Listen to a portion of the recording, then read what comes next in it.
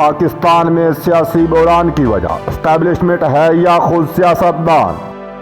ویسے تو پاکستان کو یہ شرف حاصل ہے کہ ہر دور میں پاکستان کسی نہ کسی بحران کا شکار رہا ہے، لیکن میڈیا کی زینت زیادہ تر سیاسی بحران ہی بنتا ہے۔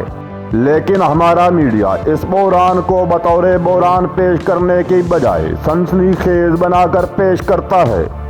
اس میں میڈیا کا بھی زیادہ قصور نہیں۔ ہمیشہ دکاندار اپنی دکان پر وہی چیز رکھتا ہے جس کی گاہکی زیادہ ہو۔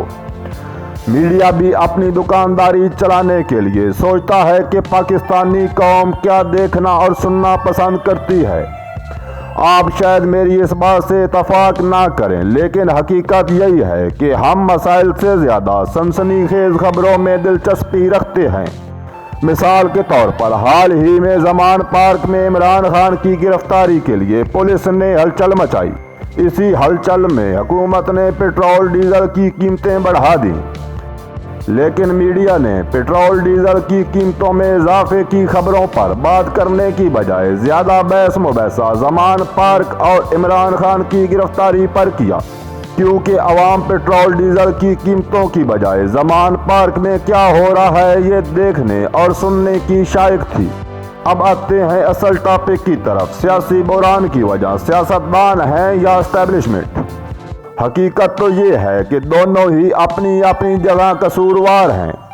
پاکستان میں نہ تو یہ پہلا سیاسی بحران ہے، نہ ہی شاید آخری۔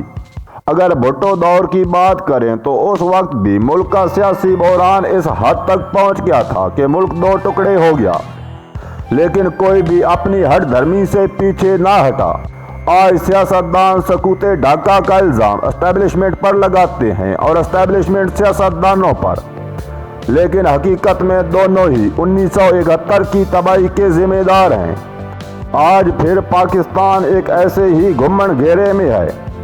ملک ڈیفالٹ کے کنارے پہ کھڑا ہے۔ سیاستدان آپس میں انڈیا پاکستان کی جنگ سمجھ کر لڑ رہے ہیں اور اسٹیبلشمنٹ اپنے اپنے موڑوں پر چال چل رہی ہے۔